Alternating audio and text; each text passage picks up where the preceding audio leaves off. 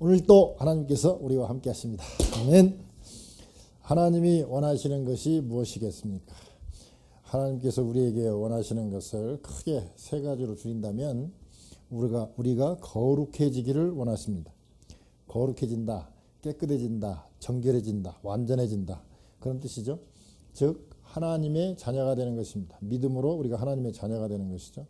두 번째, 하나님께서 우리에게 원하시는 것이 뭐냐? 계명을 잘 준행함으로 말미암아 복을 받고 복을 누리고 살아라. 셋째, 그렇게 깨끗해졌으니까 하나님과 교제하면서 살자. 이 땅에서는 교제하는 것이 예배, 기도하고 찬송하고 말씀 듣는 게 이게 교제죠. 교제하고 이게 이제 천국까지 가서 천국에서 주님과 같이 사는 거죠. 그래서 하나님의 자녀가 되는 것은 믿음으로 은혜로 되는 것이지만 우리가 복을 누리는 것, 점점 성화되어 가는 것은 계명을 준행함으로 말미암아 복을 누리는 거죠. 그래서 오늘 레위기에 보면 주제가 뭐냐? 레위기에서 가장 많이 나오는 단어가 거룩이라는 단어입니다. 또 누가 다 세어봤어요? 세어봤더니 152회나 나온답니다. 27장밖에 안 되는 레위기에 152회나 거룩이라는 단어가 나왔다는 것은 레위기가 가장 중요한 게 거룩이고, 또 레위기가 어떻게 보면 구약 성경에서 가장 중요한 성경이 뭐냐면 레위기입니다. 우리는 레위기를 읽다 보면 에이 지루하고 뭔 말인지 모르겠다고 덮어버리죠. 그렇지만 레위기가 율법 중에 율법이잖아요. 모세오경 중에서 율법이라 하면 레위기가 가장 중요해요. 모세오경이 뭡니까? 창세기, 출애굽기, 레위기, 민수기, 신명기잖아요. 딱 가운데 들어있어요. 레위기가. 이게 모세오경 중에서 가장 가운데 있고 가장 중요한 내용이에요. 하나님께서 우리에게 어떤 율법을 주셨는데 그 율법을 주신 하나님이 어떤 하나님이냐가 바로 창세기죠. 창조하신 하나님. 그 율법을 주신 하나님은 어떠신 하나님인가? 우리를 구원해 주신 하나님. 출애굽기죠. 그 다음에 이 레위기대로 한번 살아보자. 복을 받는다는데 한번 살아보자가 민수기죠. 훈련받아보는 거예요. 그 다음에 신명기가 뭡니까? 레위기를 잘 다시 설교로 설명 더 줄여가지고 더 요약하고 알아듣기 쉽게 설명한 게 바로 신명기입니다. 그래서 레위기가 가장 중요해요. 그래서 레위기대로 살아봤는데 그게 뭡니까? 역사서죠. 그래서 12권 역사서가 쭉 나오죠. 그러고 난 다음에 시편, 잠언전도, 아가서, 말하면 시가서라기도 하고 지혜서라기도 하죠. 그 지혜서는 뭐냐? 하나님 말씀대로 살았더니 막 너무 좋더라 이게. 그래서 막 찬양하고 시편 짓고 잠언을 짓고 한 게 그게 바로 시가서 또는 지혜서. 그리고 그렇게 살아봤더니 잘 못 산다. 그러니까 하나님께서 자꾸 예언자 보내가지고 선지자 보내가지고 너희들 그렇게 하면 안 된다. 혼난다. 망한다. 그런 얘기를 한 게 바로 예언서죠. 그러니까 구약 39권 중에서 제일 중요한 게 뭐냐면 레위기서입니다. 레위기서. 레위기의 근데 가장 핵심이 뭐냐? 거룩이라 이거죠. 거룩. 거룩이라는 게 뭐냐? 깨끗해지는 건데 깨끗해지려면 죄가 없어야 되잖아요. 죄가 없애는 길이 뭐냐? 자, 우리가 에덴 동산에서 쫓겨났잖아요. 쫓겨났는데 죄 때문에 쫓겨난 거잖아요. 말을 듣지 않았잖아요. 그러면 하나님께 나아가는 길이 뭐냐? 죄 때문에 나갈 수가 없어요. 그래서 나갈 수 있는 길을 열어준 게 바로 레위기에서 말하는 1장에서 10장까지 말하는 제사의 종류, 5대 제사에 나오고, 그리고 그 제사를 진행할 수 있는 제사장, 그런 제사장에 대한 내용들을 얘기하고 있습니다. 그래서 하나님께 나아가는 길이 뭐냐? 옛날에는 구약시대는 제사였어요. 그러나 이제 예수님께서 오셔서 십자가에 달리시고 우리 죄를 다 용서해 주셨기 때문에 지금은 제사는 지내지 않아요. 지금은 예수님이 우리 죄를 다 용서해 준 것을 감사하면서 우리가 예배를 드리죠. 그래서 예배로 바뀌었어요.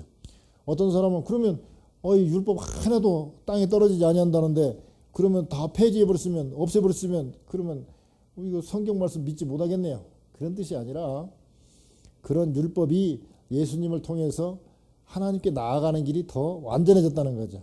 그 당시에는 내가 죄를 졌으면 양을 한 마리 잡아가지고 양에게 안수하고 내 죄를 다 전가시키고 죽여갖고 피를 흘림으로 말미암아 내가 죽어야 될 거를 대신 양이 죽었으므로 하나님과 나와의 관계가 회복이 됐잖아요.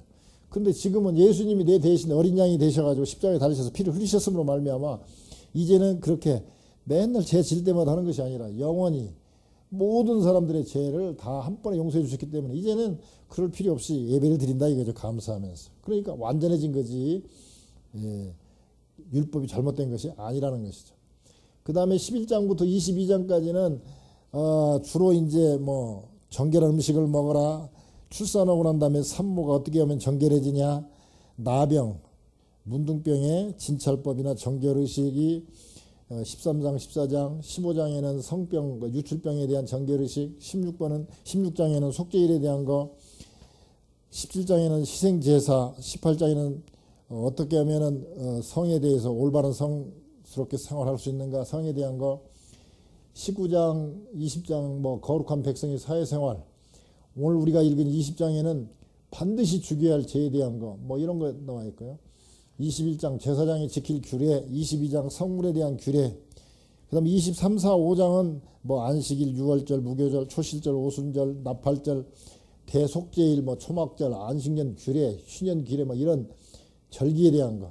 그 다음에 결론적으로 26장, 27장에서는 지키면 복이고 안 지키면 벌을 받는다 하는 것이 결론입니다. 그러니까 크게 세 가지죠. 제사, 하나님께 나아가는 길. 그 다음에 어떻게 하면 정결한 음식을 먹고 정결해지고 어떻게 하면 우리가 깨끗해질 것인가. 깨끗한 것에 대한 거룩에 대한 것. 그 다음에 그 거룩하기 위해서는 우리가 절기를 지키자 이거죠. 우리가 자꾸 잊어버리잖아요. 그러니까 뭐 3.1절이라든지 강복절 무슨 절기를 만들어 가지고 한글날 평상시는 자꾸 잊어버리지만 한글날이 되면 아이고 그렇지 우리 한글을 좀 사랑을 해야지. 또 뭐 국군의 날 아 참 군인들이 우리를 위해서 애쓰지 뭐 이런 그 어떤 절기를 정해서 우리가 기억을 하면서 그 절기를 기념하면서 우리가 좀 마음을 다잡잖아요. 마찬가지로 우리가 하나님께 나아가는 게 그런 어떤 절기 말하자면 우리가 지금 매 주마다 드리는 주일 예배도 하나의 절기잖아요. 주일 또는 뭐 유월절 뭐 이런 식으로 우리가 절기를 지키는 거죠. 그래서 크게 말하면 제사, 예배에 대한 거, 정결한 거에 대한 거, 그 다음에 그거를 지키기 위한 절기에 대한 것으로 나와 있습니다. 그러면 오늘 거룩하려면 어떨 것인가? 오늘 본문에서 나오는 거룩하려면 여기 보면은 율법대로 살아라, 규례와 법도를 지켜라, 또 세상 풍속을 가나안의 그 풍속을 따르지 마라, 쫓지 마라. 그 다음에 깨끗한 거 먹어라. 이렇게 세 가지로 말씀하고 있습니다. 조금 구체적으로 한번 더 살펴보기를 원합니다. 22절에 한번 볼까요? 22절에 보면 너희는 나의 모든 규례와 법도를 지켜 행하라. 그리하여야 내가 너희를 인도하여 거주하게 하는 땅이 너희를 토하지 아니하리라. 그렇습니다. 참 기가 막히죠. 땅이 토한다 그런 말을 합니다. 우리가 북한 땅을 보면요. 우리 남한과 북한 그 위에 또 중국 땅이 있잖아요. 그런데 중국도 풍년이고 남한도 풍년인데 그 중간에 끼어 있는 전혀 피해가 있을 수가 없는 북한이 농사가 안 돼요. 땅이 토하는 거예요. 왜? 중국도 어쨌든 지금 뭐 나라에서는 이렇게 전도하는 거 방해하고 막고 그러지만 지금 엄청나게 세계에서 가장 많은 기독교 인구가 있는 나라가 중국입니다. 중국이 1억이 넘었으니까. 거기는 워낙 인구수가 많으니까요. 1억도 얼마 안 되지만 그래도 전 세계적으로 봐서는 1억 이상의 신자가 있는 나라는 중국밖에 없어요. 그러니까 중국도 복을 받아요. 남한도 어쨌든 지금 세계 두 번째로 많은 선교사를 파송하는 나라이기 때문에 어쨌든 뭐 많은 문제도 있음에도 불구하고 그래도 한국 같은 나라가 없어요. 그러니까 복을 받아요. 북한은 지금도 하나님 거절하고 그러니까 농사가 안 돼요. 땅이 토해내요. 농사가 안 돼. 많은 사람들은 뭐 나무를 잘랐으니까 그렇다. 그럼 왜 거기만 나무를 자를까요? 홍수가 왜 거기만 날까요? 나무 잘라서 났다. 그럼 왜 나무를 자르냐 이거죠. 나무 안 자르면 먹고 못 사냐 이거죠. 땅이 토하는 겁니다. 그거를 자꾸 영적으로 생각을 해야 되는데 그것을 자꾸 과학적으로 물리적으로 생각하다 보면은 답이 안 나와요. 원인이 안 나와. 마치 우리 몸이 어디 아프면 그냥 잘라냅시다. 잘라낸다고 해서 해결되나요? 우리 몸이 체력이 있어갖고 이걸 고쳐야 자기 몸에서 면역력이 길어져서 이게 치료돼야 치료가 되는 것이지 잘라낸다고 이게 해결되는 게 아니잖아요. 마치 과학은 그런 거거든요. 이거 나무가 없으니까 그런구만. 나무 심어야지. 또 연료가 없어서 나무를 뗐으니까 연료를 어떻게 해야지? 석탄 캐야지. 이런 식으로 뭐서 접근하면 일이 안 돼요. 그것은 두 번째. 먼저 하나님과의 관계를 생각해야 됩니다. 먼저 나의 모든 규례와 법도를 지켜 행하라. 그리하면 네가 거주하는 땅에서, 즉 미국 땅에서 네가 지금 여기서 이민 와서 살지라도 네가 하나님 법도를 잘 지키면 이 땅이 토하지 않고 잘 돼요. 근데 이 땅에 와갖고도 하나님 잘 섬기지 않으면 잘 되는 것 같은데도, 열심히 일하는 것 같은데도 땅이 토해버린단 말이죠. 그래서 이 땅에 이민 와갖고도 이렇게 사는 사람들이 많아요. 왜? 하나님의 법도를 안 지키니까. AD 70년에 성전이 파괴됐잖아요. 그 전에 유대인들은요, 가장 중요하게 여긴 게 뭐냐면 성전이었어요. 근데 성전이 70년에 로마에 의해서 로마 군대에 의해서 다 파괴됐잖아요. 그러니까 이제 이 사람들이, 유대인들은 이제 진짜 혼동이 되는 거예요. 왜? 하나님이 계시는 성전이 다 때려 부셔졌어요. 또 내 죄를 사하고 하나님께 나아가는 성전이 다 망가졌기 때문에 제사도 지낼 수 없어요. 그러니까 이제까지 성전이 있을 때까지는 그래도 뭐 성전이 있으니까 하고 생각을 했었는데, 성전이 막상 무너져 버리니까 유대인들은 막 이제 갈등이 생기고 레위기서가 이해가 이제 안 되는 거예요. 왜? 아니 선조들은 양을 잡아서 성전에서 제사를 지냄으로 하나님께 만남이 있었는데 우리는 이게 뭐냐 이게. 그 화려한 성전이 다 무너져 버리고 이제 뭐 제사 지낼 때도 없고, 그럼 우리는 어떻게 하나님께 나아가냐?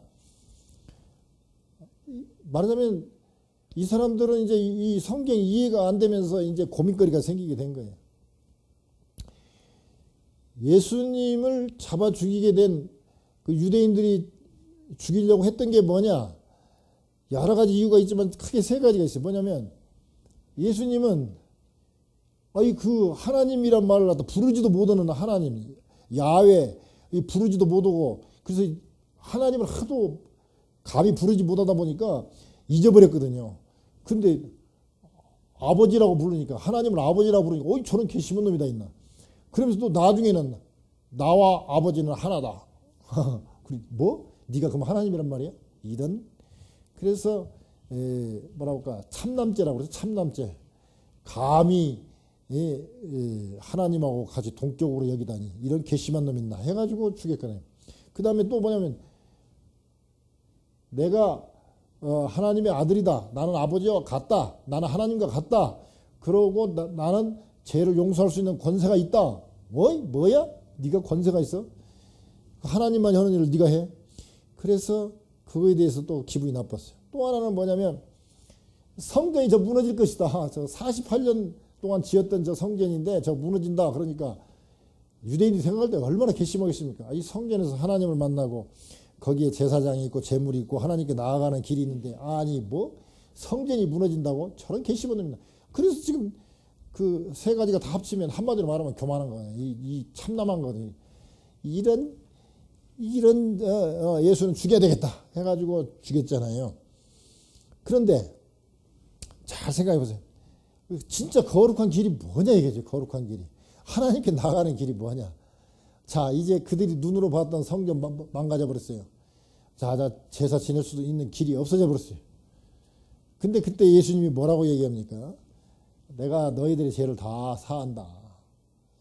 나를 믿는 자는 죽어도 살겠고 살아서 믿는 자는 영원히 살리라, 이런 말씀을 하고 십자가에 달리셨잖아요. 그래도 처음에는 믿지 못했지만 제자들이 부활하신 예수님을 보고 나니까 이거 진짜네. 그리고 난 다음에 이때부터 막 전도하기 시작하고 많은 기독교인들이 와가지고 이제 성전이 없어도 상관없다. 예수님이 바로 성전이시다. 그러므로 예수님을 잘 섬기면 율법이 완성되는 것이고 예수님 안에서 우리가 거룩한 삶을 살 수 있고, 즉 우리가 속죄의 길을 걸어서 거룩한 삶까지 나갈 수 있다. 율법이 완성됐다는 것이죠. 그러니까 지금도 유대인들은 이제 헤매는 거예요. 지금도 유대인들은 지금 제사 못 지내잖아요. 대신 그 사람들은 이제 회당을 만들었지만 상당히 지금 유대인들은 어떤 입장에서는 혼란을 겪고 있어요. 그 유대인들처럼 지금 현대에 사는 우리들도 이 성결, 거룩에 대해서 잘못된 생각을 많이 갖고 있어요. 어떤 생각이냐면 그래 내가 뭐 죄 짓고 일주일 동안 뭐 장사하면서 거짓말 많이 했어도 주일날 나와가지고 예배 드리면 또 내가 또 이렇게 헌금 좀 하면 다 용서받겠지. 이런 의식적인 성결을 생각하고 있어요. 또 어떤 사람은 위치적인 성결입니다. 아이고 내가 이제 집사 됐다가 내가 권사 되고 장로 됐으면 내가 집사보다 장로 됐으니까 더 거룩해졌구나. 그래갖고 자기가 어떤 그 신분이 어떤 뭐 계급처럼 생각해가지고 내가 이렇게 올라가면은 아이고 저 사람은 그냥 또 볼 때도 그러는 거예요. 본인도 아이고 내가 장로니까 내가 상당히 거룩해졌구나 이렇게 생각하고 있고 또 보는 사람도 아이고 저 사람은 장로니까 상당히 거룩하겠네 이런 식으로 생각을 해요. 이게 잘못된 성결에 대한 개념이죠. 또 어떤 사람들은 뭐 열심히 막 쓰러지고 막 어떻게 막 기적이 일어나니까 저 사람 기적을 베푸는 사람이니까 하나님의 이름으로 기적을 베푸는 사람이니까 저 사람 참 깨끗할 것이다. 안 그래요. 뭐 어떤 사람들은 기적을 베풀면서도 사기치는 사람도 많고요. 잘못된 길을 걸으면서 성결하지 못하면서도 단에서 설교를 계속 8년 동안 한 사람도 있고요. 많아요. 많진 않죠. 많은 건 아니지. 그런 사람들이 간혹 있다 보니까 목사들이 다 그런 줄 알고 또 교회가 다 그런 줄 알지만 하여튼 잘못된 생각을 갖고 있는 사람들이 있어요. 기적을 베푸거나 무슨 신의 은사가 있거나 그러면 병든 자를 낫게 하거나 그러면 저 사람은 거룩하니까 저렇게 낫게 하는가 보다. 아니에요. 하나님이 기적을 베풀 수 있도록 권세를 주면 베풀지만 잘못된 길을 가는 사람도 있다 이거죠. 또 어떤 사람들은 산에 가서 이거 막 세상 다 끊고 조용히 수도원 같은 데 가가지고 또는 산속에 가서 뭐 운막을 짓고 거기서 그냥 도사처럼 앉아 있으면 깨끗한 거나 그렇게 생각하지만 또 그것도 아니에요. 또 유대인들처럼 나는 유대인이니까 나는 택함받은 백성이니까 나는 깨끗해 이렇게 생각도 마치 요새 나는 모태신앙이야. 나는 어머니 아버지 때부터 나는 교회 다닌 사람이야. 난 뱃속에서부터 교회 다닌 사람이기 때문에 나는 깨끗해. 나는 교회 다닌 사람이니까 그냥 깨끗해. 저 사람보다는 나는 그래도 이렇게 잘못된 생각을 많이 갖고 있어요. 진짜 우리가 깨끗해지려면 아까 말씀드린 대로 규례와 법도를 지켜 행해야 됩니다. 성경대로 행해야 됩니다. 그러면 성경대로가 이 두꺼운 성경 어떻게 다 알 수 있느냐? 우리가 그 11조에 많이 나와 있잖아요. 부모 공경하라. 주일 성수해라. 우상 숭배하지 마라. 점집에 가지 말고 또 누가 아이고 저 사람 아주 그냥 뭐 주역을 뭐 푸는데 아주 잘 맞추더라 해가지고 막 그런 데 가갖고 머리 내밀고 그러지 말자네. 그래. 거짓말 하지 말아라. 도둑질하지 말아라. 무슨 판단할 때 공의로 판단해라. 뇌물 받고 적당하게 하지 말고. 그 다음에 피는 먹지 말아라. 그러니까 지금 피의 생명이기 때문에 먹지 말라고 그러는데 굳이 먹는 사람들이 있어요. 근데 피를 먹으면 그 당시는 몰랐어요. 왜 하나님께서 피를 먹지 말라고 했는지 몰랐는데 지금 보니까 피를 먹으면 안 좋다는 것이 이제 밝혀지잖아요. 피 먹지 마라. 그 다음에 문신하지 마라. 이거 태투 같은 거 많이 하는데 이거 안 좋아. 하지 말라고 분명히 돼 있어. 또 공평한 저울을 써라. 장사할 때 막 거짓말하고 그러지 말라는 거죠. 그리고 가난한 사람을 배려해라. 뭐 이런 거 성경에 많이 나와 있잖아요. 다 아는 내용이에요. 그렇지만 이대로 행한 것이 우리에게 복이 된다는 것이죠. 그러면 예를 들어서 뭐 피 먹지 말고 뭐 이것저것 뭐 먹지 말아라. 근데 그거 먹으면 지옥 가는 건 아니지만 병원에 간다고 그랬죠. 그러니까 아까 말씀드린 대로 우리가 거룩해지고 하나님의 자녀가 되는 것은 은혜로 되는 것이고 노력으로 되는 게 아니라 믿음으로 되는 거지만 우리가 계명을 지키고 복을 받고 복을 누리는 것은 그거는 우리에게 주어진 거예요. 우리가 노력하고 우리가 애쓰고 지키고 해서 복을 받는 거예요. 복을 누리는 거예요. 그러니까 우리가 복하고는 달라요. 말하자면 복하고 우리가 구원받는 거하고는 달라요. 구원받는 것은 우리가 믿기만 하면 하나님이 다 해주시는 거지만 복받는 거는 계명을 지키는 것은 우리가 해야 되는 것입니다. 그럼 우리가 구별 중에서 이게 거룩해진다. 그거는 구별한다는 거거든요. 세상 사람하고 우리가 달라야 돼요. 세상 사람하고 너무 우리가 비슷해가지고 문제인데 좀 달라져야 돼요. 확실한 구별이 뭐냐? 20장에 보면은 이런 사람은 죽여라 그래요. 뭐 아버지에게 대들으면 죽여라 뭐 이런 거. 그 다음에 뭐 자식을 몰래게게 우상 숭배하는데 막 태워서 죽이는 사람, 이런 사람은 죽여라. 죽는 것 같이 확실한 구별이 어디가 있습니까? 죽은 사람하고 산 사람과 같이 구별이 확실하게 되는 게 어디 있어요? 다 구별되잖아요. 즉 우리가 그냥 죽는 것처럼 그렇게 확실하게 구별이 돼야 자 우리가 제사 지낼 때 우리가 거룩해진다는 게 뭡니까? 그냥 이 양에게 나의 모든 죄를 주고 양을 죽여갖고 피를 흘려버리잖아요. 죽여버리잖아요. 죽여갖고 태워버리잖아요. 그렇게 돼야 확실하게 우리가 구별되는 거죠. 우리는 그냥 양을 뭐 태운다 그러니까 별거 아니겠지만 자기가 맨날 자기 오면은 막 꼬리치고 막 그렇게 하는 거 막 사랑스러운 개 내가 죄를 졌고 거짓말했다고 그러고 딱 죽여갖고 태워서 바친다는 게 쉬운 일이에요. 늘 침대에서 같이 양을 끼고 자고 그러는 참 애완동물 같은 그런 양을 내가 죄 졌다고 그래갖고 탁 죽여갖고 태워갖고 하기가 쉽냐고요. 쉬운 게 아니거든요. 우리가 거룩이라는 것이 그렇게 이 단호한 결단과 하여튼 죽음처럼 냉혹하게 잘라야 되는데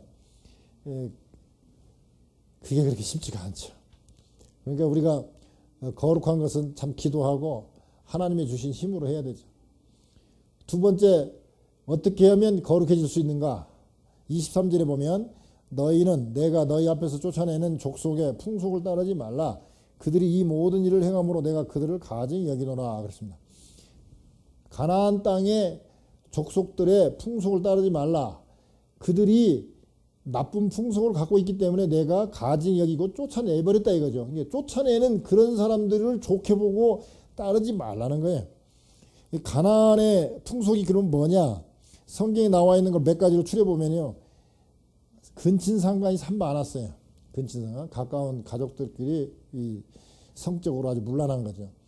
근데 지금도요. 우리 파라과이 가서 들었는데 파라과이 저쪽 원주민들 이런 데는요.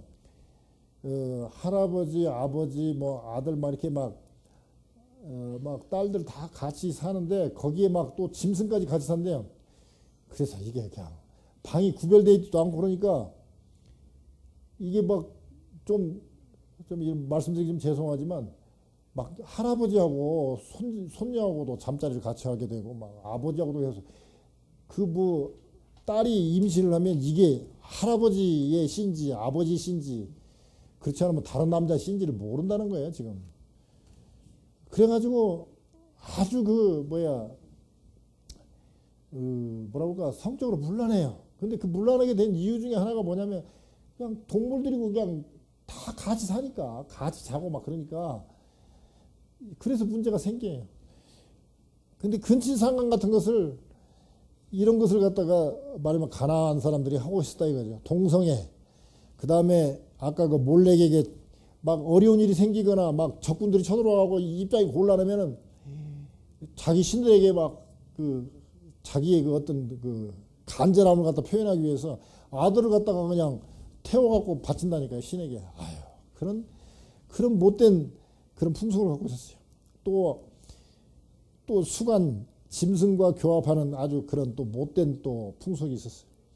그리고 바알신, 그 풍요의 신을 숭배했습니다. 요즘으로 말하면 물질주의죠. 완전 돈. 그 전에 여기에 대한 얘기는 좀 했으니까 그냥 넘어가도록 하겠습니다. 그러면 지금 이 세상의 세속적인 풍속이 뭐냐?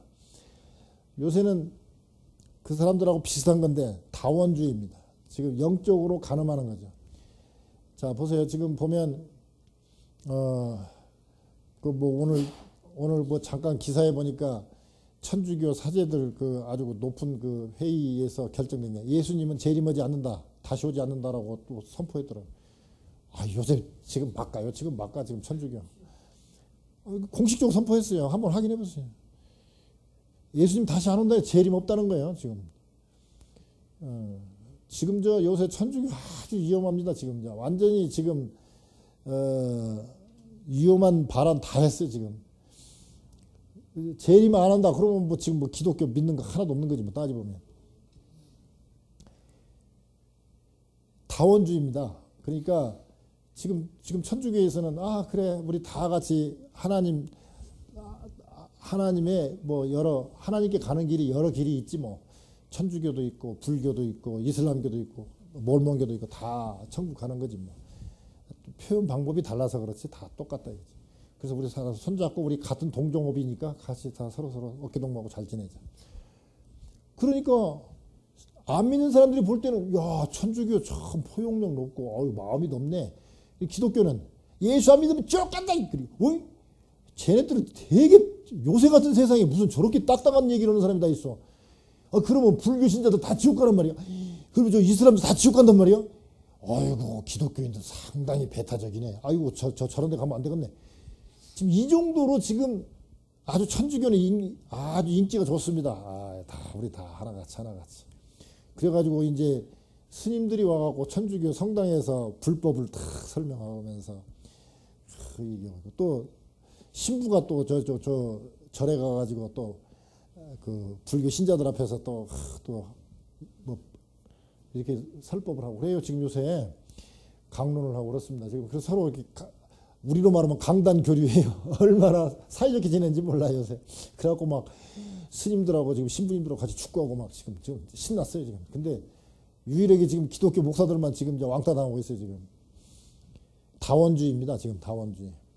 그 말은 뭔 말이냐면 예수 믿고 천국 가는 게 아니라 뭐 도 닦아서도 가는 사람도 있고 뭐 이렇게도 가고 저렇게도 가고 다 간다 이거야. 그러니까 성경 못 믿는 거죠. 그 다음에 이제 물질주의죠. 세상 돈밖에 몰라요. 그리고 물질주의라는 게 뭡니까? 유물론이잖아요. 모든 게 우리 눈에 보이는 것은 인정할 수 있지만 눈에 보이지 않는 것은 인정할 수 없다. 우리가 생각하고 모든 것도 다 내 속에서 이게 작용이지 무슨 우리가 무슨 생각을 하고 뭐하냐. 봐라 내 손상나면 생각도 아무것도 못하지 않냐. 다 물질이다 물질. 그러니까 우리가 살았을 때 잘 살고 그러니까 물질이니까 죽으면 내세도 없고 그러니까 물질이니까 뭐예요? 이 남자 저 남자 만나도 우리가 물질이 만났으니까 이 땅에 있을 때 물질로 있을 때 눈에 보일 때 잘 먹고 잘 살고 잘 지내고 그러다가 죽으면 다 끝이니까 뭐 이 땅에 있을 때 잘 먹고 잘 살지. 이게 공산주의에다가 이게 완전히 이게 이 물질주의가요. 근데 나는 물질주의 아니라고 그러지만 생각해 보세요. 눈이 막 그렇게 쏟아지고 막 길이 막히고 지금 뭐 교통사고 났다고 그래도 돈 몇 푼 벌라고 아침에 그냥 눈 털고 얼마나 갑니까? 근데 눈 좀 오면 아이고 예배 안 드려야지 뭐. 하나님 눈에 보이도 않는데 뭐. 이게 물질주의입니다. 눈에 보이지 않지만 아이고 누구라고 말은 않지만 누구하고 약속하면 그냥 나보다 운전 천천히 한다고 더 밝게 됐네. 나보다 운전 천천히 한다고 막 그렇게 하면서 예배 시간 듣는 거에서는 전혀 관심 없어요. 아이고 예배 시간에 밥 먹어야 되는데 내가 밥 준비하는 거 누가 밥 준비한다고. 아이고 당신도 참 속 없는 소리 한다고. 그러면 좀 먼저 준비하면 안 돼? 사람 만나는 데는 먼저 준비하고 그냥 시간 늦을까 봐서 그냥 난리를 치면서 가는데 왜 예배 시간에는 그렇게 늦냐 이거예요. 하나님 안 계시니까. 하나님 계시면 그렇게 하겠어요. 우리가 중요시해야 됩니다. 헌금할 때도 꺼낼 때 손이 덜덜 떨리죠. 왜? 이거 잘 꺼내야 되는데 이거 미리 딱 준비를 해왔으면은 그럴 염려가 없는데 저 같으면 걱정 없어. 저는 딱 이쪽을 딱 잡으면 20불짜리인지 5불짜리 나는 딱 만져보면 알아. 이렇게 딱 정해놓은 순서가 있으니까. 근데 그렇지 않은 사람은 왔는데 지금 딱 준비를 안 했는데 이거 헌금 시간 됐는데 이거 헌금 주머니는 지금 오는데 이거 잘못 빼다가 이거 보고 뺄 수도 없고 이거 그냥 안 보고 빼야 되는데 이게 10,000원짜리 나오면 안 되는데 1,000원짜리를 빼야 되는데 고민하는 게 그게 왜 그렇습니까? 하나님 다 보고 계시는데 안 보고 계신다고 생각하는 게 물질주의입니다. 그 다음에 이제 상대주의요. 어떻게 하나님 말씀이 1.1핵도 틀리지 않고 그게 진리가 될 수 있느냐? 아니다. 그래서 이제 상대주의니까 뭐냐면 자 이렇습니다. 지금 중동 지역에서는 능력 있는 사람은 공식적으로 법적으로 4명까지 부인을 둘 수 있지 않습니까?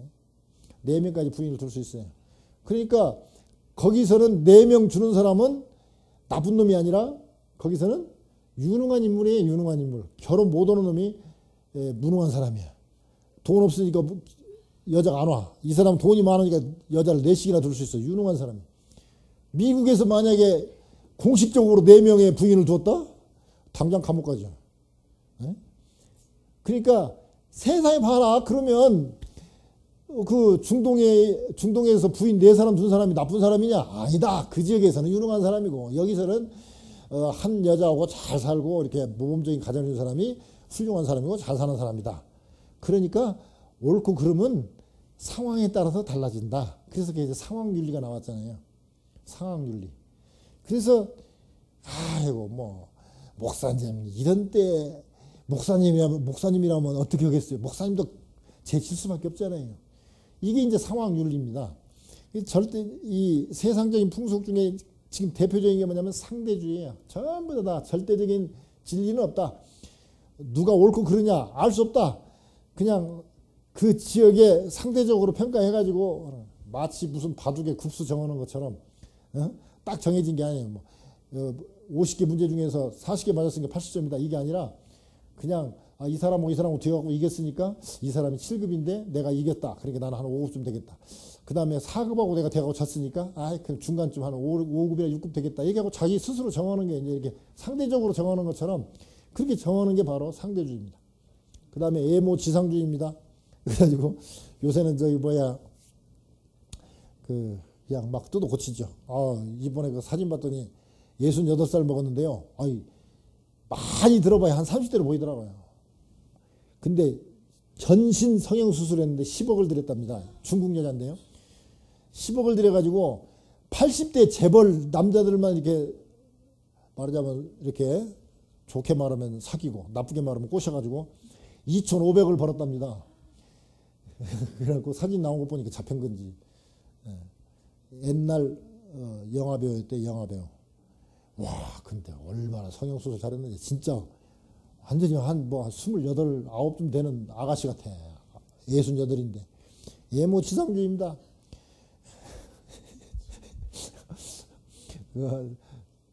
요새 누가 보내줘서 봤는데 이 딸이 좀 못생겼나 봐요. 그러니까 어머니가 생각한 게 이 딸이 좀 안타깝게 보여가지고 야 아빠 이번에 출장 가는데 야 내일 저 성형수술 가자.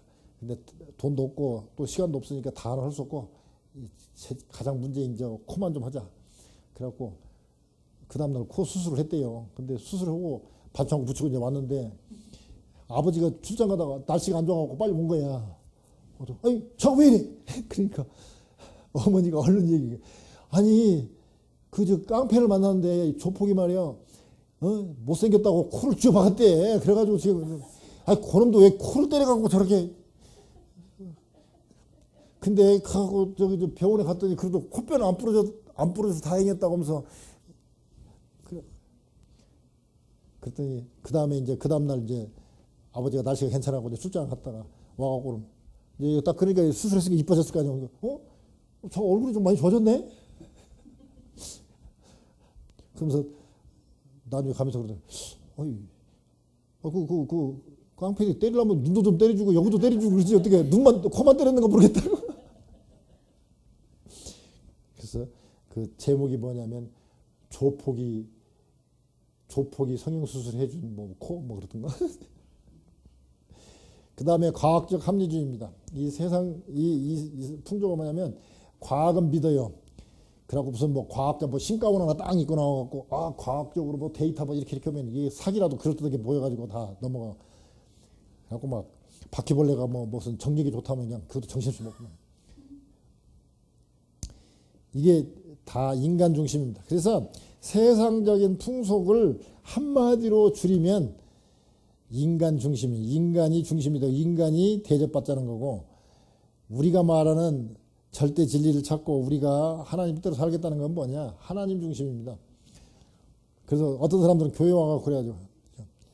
아니 교회가 그렇게 독재를 하면 되겠습니까? 민주주의로 해야죠.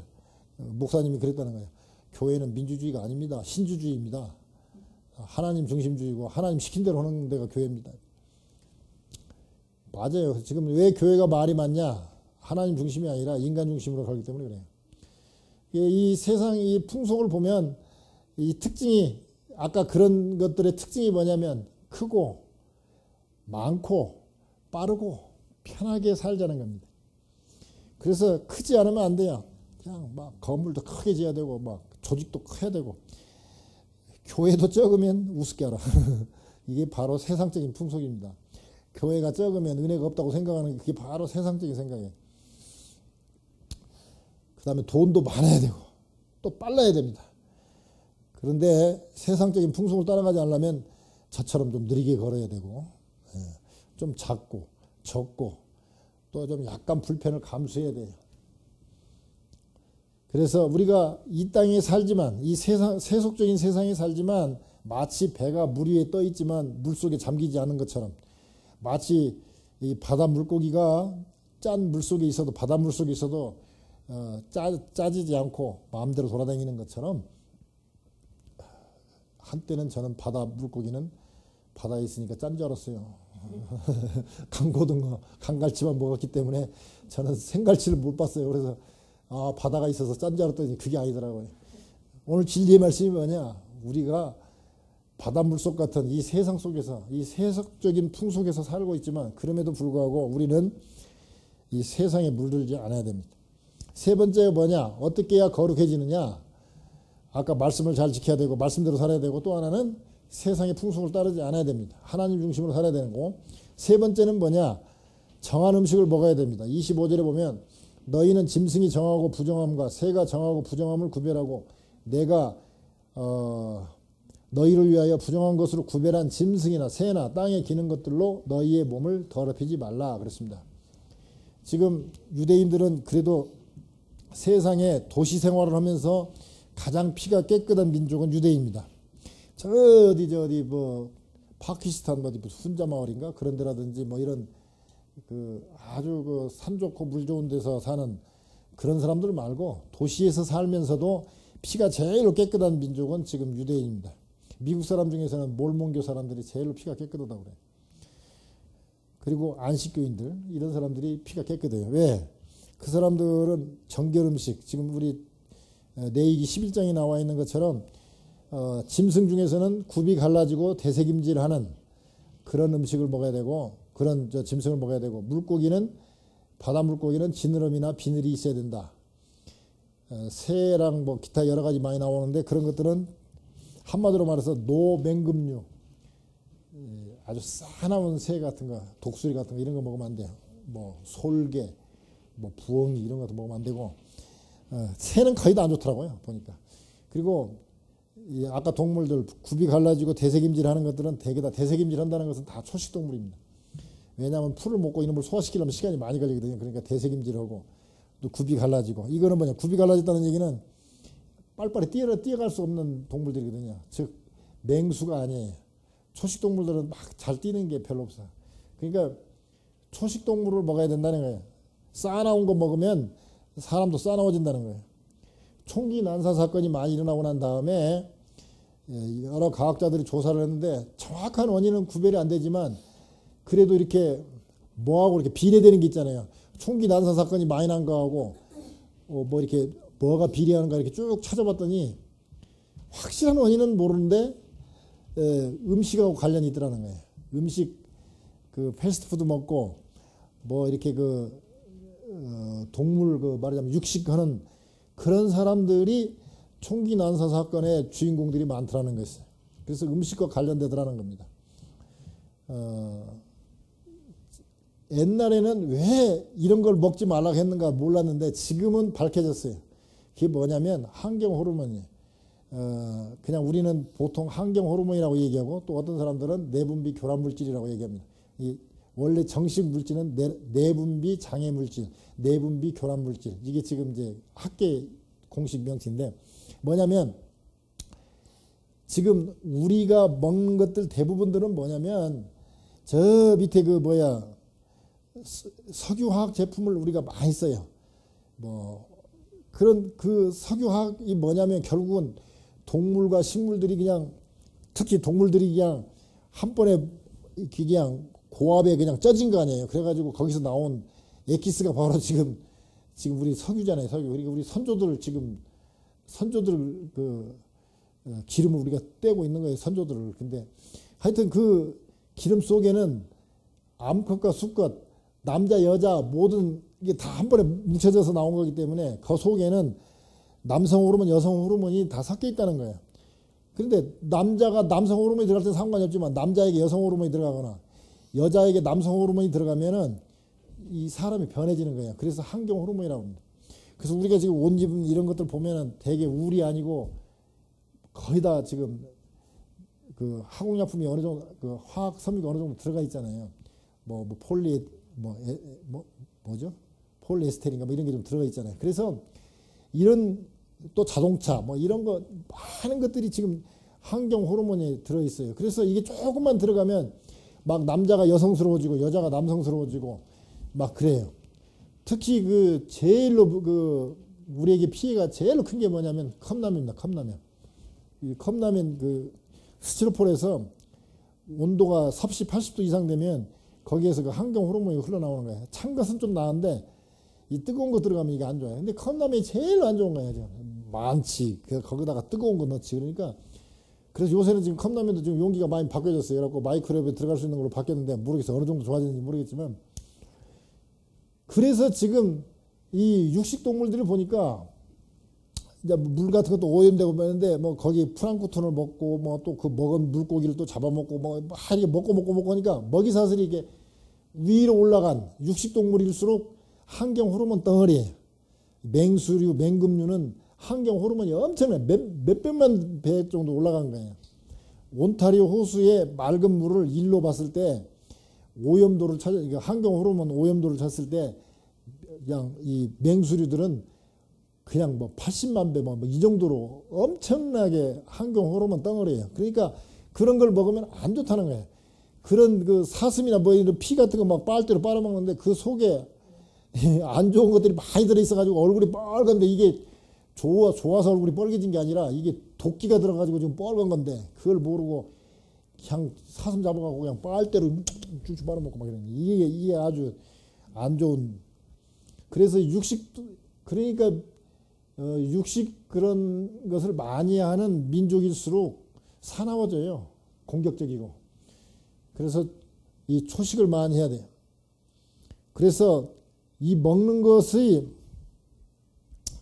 우리는 먹는 것이 몸을 만들잖아요. 자동차 같은 경우는 그냥 떼고 밖으로 나가버리면 끝인데 우리는 먹는 것이 다 나가는 게 아니라 먹는 것이 우리의 몸을 만들어 가잖아요. 그렇기 때문에 먹는 것이 참 중요해요. 마찬가지로 영적으로도 우리가 성경을 읽으면 성경적으로 이렇게 되어가는데 자꾸 막 세상적인 거 막 그런 거 안 좋은 것들 보고 뭐 바람 피우는 무슨 맨날 그런 뭐 삼각관계 이런 드라마만 많이 보면은 이 영이 그런 쪽으로 자꾸 만들어지는 거잖아요. 그래서 결국 먹는 것이 몸을 만들고 읽는 것이나 우리가 이렇게 보는 것이 우리 인격을 만들거든요. 그래서 우리 영을 만들어 가요. 그래서 그 황성주 박사 말씀으로는 먹는 것이 우리 DNA를 바꿔버린다는 거예요. DNA를.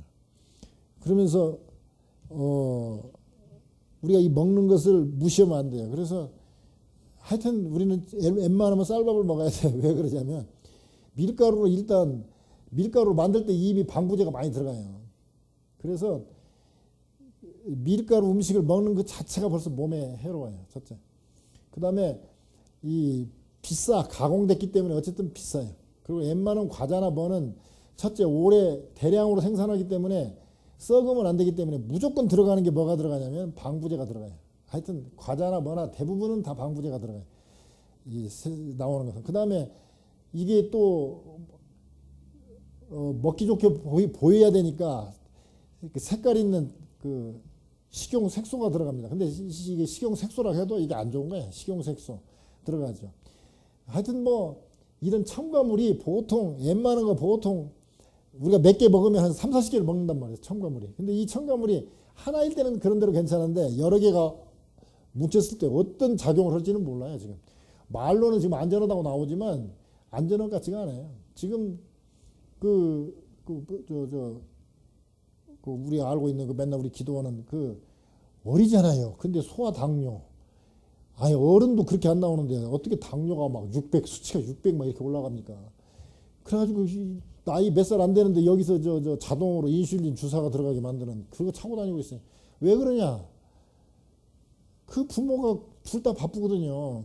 뭐 엄마는 특히 뭐 또 박사과정 한다고 다니고 오다 보니까 계속 그 뭐 패스트푸드나 뭐 냉동식품 이것만 막 뒤어서 먹이고 그러니까 부모가 이렇게 해준 음식을 안 먹으니까 그렇게 완전히 몸이 망가진단 말이에요. 근데 몸이 망가지면 정신도 망가지게 돼 있거든요. 그래서 우리가 먹는 것을 우습게 하면 안 돼요.